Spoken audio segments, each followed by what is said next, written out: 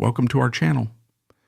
While many fans remember Yvonne De Carlo best for her beloved role as Lily Munster, the elegant, wisecracking matriarch of a spooky suburban family, her journey to stardom was filled with remarkable triumphs and fascinating twists. From her earliest days as a driven young performer with big ambitions to her evolution into one of Hollywood's most captivating leading ladies, Yvonne's life behind the scenes was every bit as intriguing as the characters she portrayed on screen. Join us as we explore her transformation into an iconic star, her notable accomplishments, and the enduring legacy she left behind.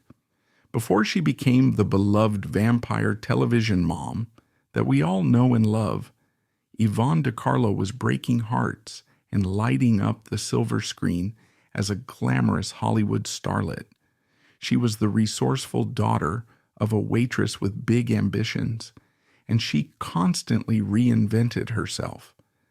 Yvonne was a natural at publicity and shrewdly kept her name in the public consciousness.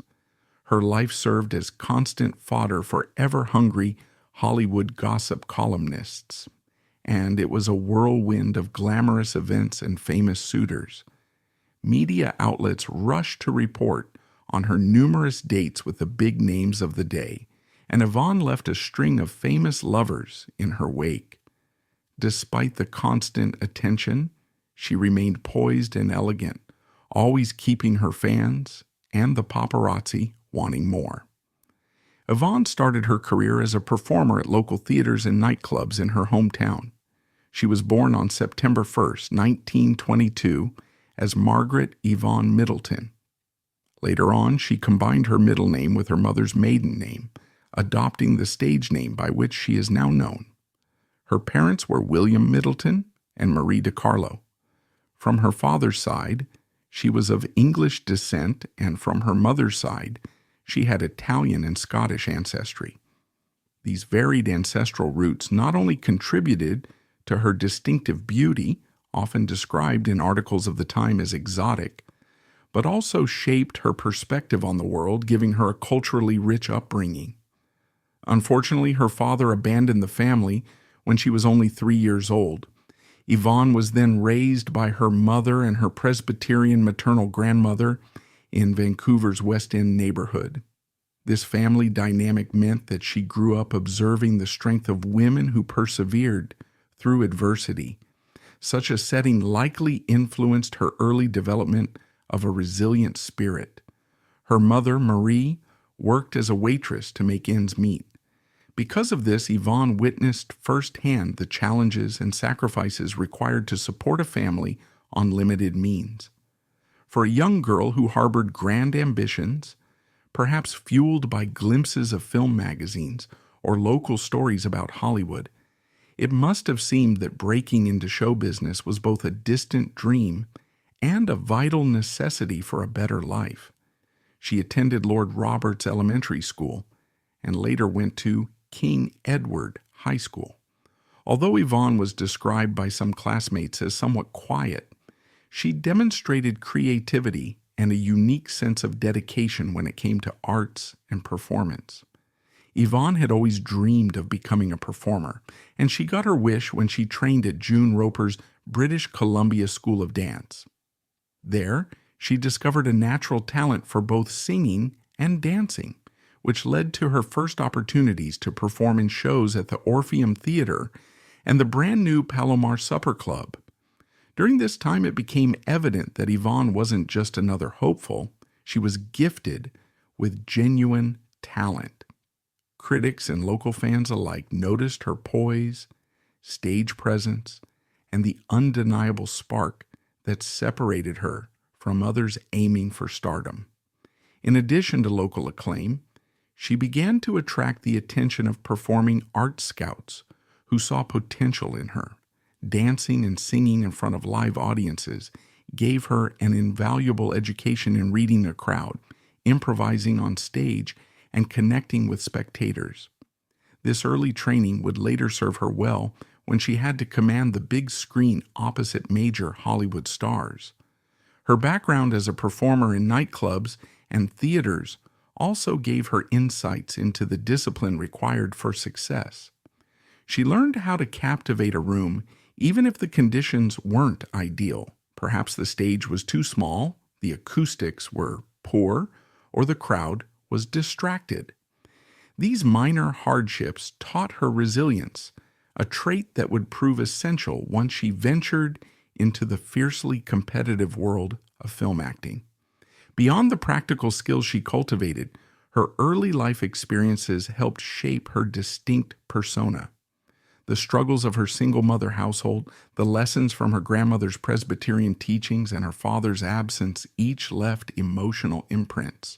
As we consider her eventual success, her transformations on screen, and her sometimes tumultuous personal life, we see threads linking back to this robust familial background and her unshakable ambition.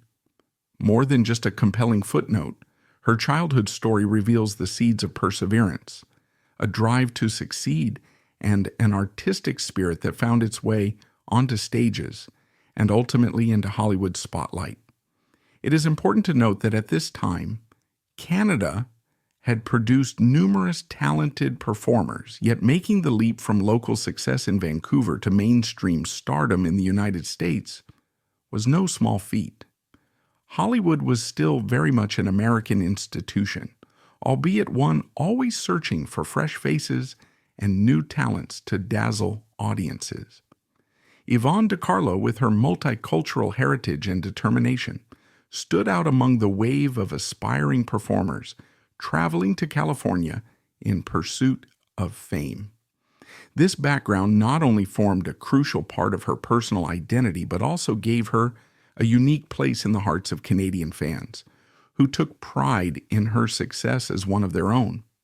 Along with her waitress mother, Yvonne headed out to Hollywood, hoping to make it big. It was not an easy journey. She spent her nights performing in clubs and her days auditioning at studios. The contrast between her glamorous aspirations and her difficult living conditions was stark. Like many other aspiring actresses, Yvonne had to learn the ropes, facing repeated rejections and small triumphs along the way. Her mother's support was crucial. Not only did Marie De Carlo help her financially as best she could, but she also provided emotional encouragement, which can be invaluable in the fickle world of show business. Despite her hard work, Yvonne initially struggled to find success. She eventually landed a contract with Paramount Pictures, but her roles were limited to screen tests, playing unremarkable bit parts, and serving mostly as a foil for male characters. At the time, Hollywood studios often nurtured young actresses by placing them in bit roles to see if they had that elusive spark that would captivate audiences. While this system sometimes led to major breakthroughs, it also exposed aspiring talent to a repetitive cycle of minimal screen time, typecasting, and short-term studio interest. Yvonne soon discovered that the Hollywood dream involved more than just appearing on camera. It required political savvy within the studio system, connections, and the resilience to keep pushing for more substantial roles. One example of her early cinematic visibility at Paramount came when she was cast in small parts, sometimes only a few minutes of screen time or fleeting appearances as a dance extra. Yet these were often overshadowed by well-established stars. Such experiences, while frustrating, also taught her about camera angles, lighting, and the logistics of film production, each of which would serve her well when she ultimately assumed leading lady status. Her contract, though not yielding immediate stardom, provided a crucial stepping stone that allowed her to navigate the entertainment world. She gained familiarity with costume fittings, formal publicity stills, and the daily environment of a bustling studio lot. During this stage, Yvonne also faced the challenge of balancing her personal life with professional pursuits. While some of her contemporaries might have had family connections or wealthy patrons to ease financial pressures, Yvonne needed to make every opportunity count. She supplemented her income by singing in nightclubs, posing for promotional photos and occasionally going on publicized dates to keep her profile up. Studios in the 1940s often managed or orchestrated starlet social schedules, pairing them with other contract stars for publicity or sending them on promotional tours. This environment, though beneficial for visibility, sometimes left talents like Yvonne longing for more control and deeper creative opportunities. In a sense, Yvonne's story here reflects a broader narrative about women in mid-century Hollywood. While men were often groomed to become leading men with robust scripts and heavier plot lines, talented women sometimes had to bide their time in decorative or secondary roles until they could prove their box office worth. Yvonne was no exception. As she continued under Paramount's wings, she recognized that genuine breakthrough roles weren't simply handed out, they were fought for. She had to compete not only with other aspiring actresses, but also with a studio system that was risk-averse when it came to giving newcomers leading roles in big-budget features. This era shaped Yvonne's sense of perseverance. Indeed, critics and film historians often point to her Paramount period as the forging ground for her resilience and understanding of Hollywood's star factory. Many who encountered her on set attested to her professionalism, her willingness to learn, and her optimistic spirit. Rather than seeing each small or underwhelming role as a disappointment, she viewed them as a necessary rung on the ladder to success. Ultimately, it was this mindset and her unwavering confidence in her own abilities that propelled her to keep auditioning, keep networking, and keep striving for that one role that could change everything. After struggling to find major success in Hollywood, Yvonne De Carlo's luck finally changed once her contract with Paramount Pictures expired. She was offered a lead role in the Universal Pictures' 1945 Western Salome, where she danced. Her performance in the film was stunning. A New York Times film critic praised her looks, noting that she had all the looks one girl could ask for, and also highlighting her sensuous dancing, which he believed would have caused the Hays office some anguish. The Hays Code was a set of guidelines determining acceptable content in films. Yvonne remembered her grand entrance in Salome, where she danced with fondness. She came through beaded curtains, wearing a Japanese kimono and headpiece, then performed a Siamese dance that left everyone in awe. She admitted she was not sure why the dance was included in that scene, but it didn't matter because it helped launch her career as a Hollywood star. The studio had announced a nationwide search for the perfect actress to play the role of Salome, with more than 20,000 girls considered. They wanted someone beautiful and talented in both song and dance. After a long search, Yvonne De Carlo was chosen for the role. An American film producer, Walter Wanger, dubbed her the most beautiful girl in the world. After the success of Salome, where she danced, De Carlo quickly became a sought-after actress, frequently cast as an exotic beauty in westerns. She was a force to be reckoned with and always seemed to steal the show, whether donning a harem dress in 1947's Slave Girl or appearing in 1948's Casbah. Yvonne De Carlo also made history by becoming the first American film star to visit Israel. Her reputation as an actress was cemented further by her outstanding leading performances in several British comedies, including Hotel Sahara, 1951, The Captain's Paradise, 1953, and Happy Ever After, 1954. In one of her most unforgettable roles, De Carlo took a more serious turn in her career when she portrayed Sephora, the wife of Moses, alongside Charlton Heston in Cecil B. DeMille's epic film, The Ten Commandments, 1956. The movie was a massive success and remains a classic to this day. Yvonne De Carlo's stardom continued to soar in the 1960s. In 1960, she was awarded 2 stars on the Hollywood Walk of Fame, one for her contributions to motion pictures and another for her work in television. The Motion Picture Star is located on the south side of the 6100 block of Hollywood Boulevard, while the Television Star can be found on the north side of the 6700 block of Hollywood Boulevard. However, by 1964, her popularity began to wane despite her earlier success. Although she had been engaged 4 times, she married only once to stuntman Robert Morgan. When her husband was seriously injured on set, De Carlo found herself struggling financially. She decided to take a chance on an unusual television role, playing a campy vampire on the sitcom The Munsters. Although the show only ran for 2 years, it found a new audience in syndication. De Carlo's character on the show, a gothic version of Donna Reed, allowed her to reinvent herself as a mistress of darkness who was also a loving wife and mother to a family of endearing misfits.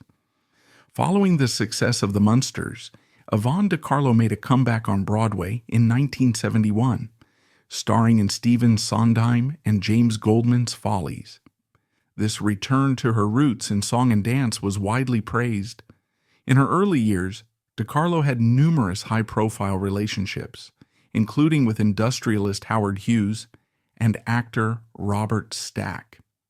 She was briefly engaged to actor Howard Duff before meeting stuntman Robert Drew, Bob Morgan, on the set of Shotgun in 1955. At that time, Morgan was still married, and Yvonne had no interest in interfering with his relationship. However, after Morgan's wife passed away, they grew closer and eventually tied the knot on November 21st, 1955, at St. Stephen's Episcopal Church in Reno, Nevada. They had 2 sons together, Bruce and Michael Morgan. Despite their seemingly happy marriage, it ended in divorce in 1973. In 1987, she co-authored a revealing autobiography in which she disclosed having had affairs with over 24 famous men, including Burt Lancaster, Robert Taylor, and Prince Ali Khan. In 1998, tragedy struck when Yvonne De Carlo suffered a stroke and was rushed to the hospital. Her health declined, and she spent her final years at the Motion Picture and Television Country House and Hospital in Woodland Hills, California. She ultimately passed away from heart failure on January 8, 2007, surrounded by her loved ones. As per her wishes, she was cremated after her death. Her son Bruce survived her, but sadly, her other son Michael had passed away in 1997. These final challenges underscored once more the tumultuous path her life had taken, balancing worldwide acclaim with personal heartaches. Through it all, she had continually found ways to reinvent herself, staying in the public eye for decades through diverse roles and a willingness to adapt to the changing entertainment landscape. For many fans, her passing marked the end of an era. The obituaries and tributes that appeared worldwide emphasized her status as a legend of Hollywood's golden age, who also made a lasting mark on television. They lauded her for the diversity of her roles, from biblical epics like the Ten Commandments, to comedic sitcoms like The Munsters, to Broadway stages and Follies. Each medium showcased a different facet of her talent, but all underscored an artist dedicated to entertainment. She leaves behind a robust filmography that spans more than half a century, filled with westerns, adventure films, musicals, comedies, and dramas, each contributing to the legacy of a woman who refused to be confined by genre or persona. In analyzing her career trajectory, we see the evolution of Hollywood itself. She arrived in the 1940s, when the studio system was at its zenith, controlling nearly every aspect of an actor's professional and personal presentation. She adapted as the 1950s ushered in new technologies like widescreen formats, and as television began to compete for audiences' attention. She continued evolving through the cultural upheavals of the 1960s and 1970s, and even into the 1980s and beyond, making cameo appearances and attending fan conventions. Each phase demanded resilience and creativity, qualities that Yvonne possessed in abundance. Her role as Lily Munster, which might have been a footnote for a lesser actress, became an enduring pop culture phenomenon.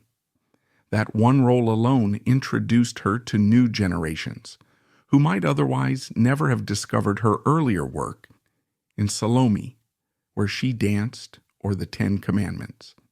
Conventions celebrating retro television shows, collectible memorabilia featuring the Munster family, and syndicated reruns on cable networks ensured that Lily Munster remained a household name, and that Yvonne De Carlo's face and comedic spirit were never far from viewers' imaginations. The combination of comedic wit and maternal warmth she brought to Lily was arguably a precursor to many later female sitcom characters who balanced domestic roles with quirky or supernatural storylines. In her lifetime, Yvonne De Carlo received various awards and recognitions beyond her double stars on the Hollywood Walk of Fame, including invitations to film festivals where her presence was celebrated by adoring fans. She inspired future generations of actresses who saw in her career proof that a woman could be both a glamorous starlet and a respected actress, capable of handling a variety of roles and challenges across decades. Younger stars sometimes cited her as an example of an entertainer who skillfully bridged the gap between the golden age of cinema and the modern era of television, musicals, and beyond. Although critics occasionally debated the merits of her lesser-known films or questioned whether her comedic turn in the Munsters overshadowed her more serious work, the consensus remained that Yvonne De Carlo was a talent who always gave her best to any project she undertook. She brought an undeniable flair to everything from singing and dancing on a nightclub stage to performing biblical drama under Cecil B. DeMille's direction. Today, film scholars often highlight her as one of the prime examples of Hollywood's capacity to transform a hopeful young performer into a multimedia sensation, so long as that performer had the grit, wit, and tenacity to endure. As technology evolves and media shifts from classic cable syndication to streaming platforms, Yvonne De Carlo's body of work continues to find new audiences. Her iconic roles, whether from her early period as a glamorous starlet or her comedic success as Lily Munster, remain accessible through digital archives, DVD collections, and streaming services dedicated to preserving Hollywood's history. This enduring availability ensures that her name never fades completely from public consciousness. Younger generations may first encounter her as Lily Munster, but some will doubtless be curious enough to delve deeper into her filmography, discovering her sultry and dramatic performances that lit up black and white screens during the mid-20th century. To understand the essence of Yvonne De Carlo's legacy, one must look beyond just her film credits. Her life was a story of constant reinvention, perseverance in the face of adversity, and an unyielding passion for performance. She was a global traveler, an icon of beauty, a versatile actress, a devoted mother, and a performer who gracefully moved between film, TV, and stage.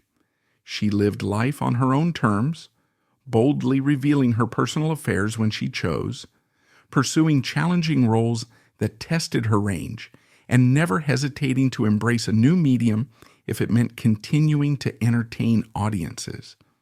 Her passing may have signaled the end of her personal journey, but the aura she left behind, lives in her films, TV episodes, interviews, and the countless stories from co-stars, friends, and fans.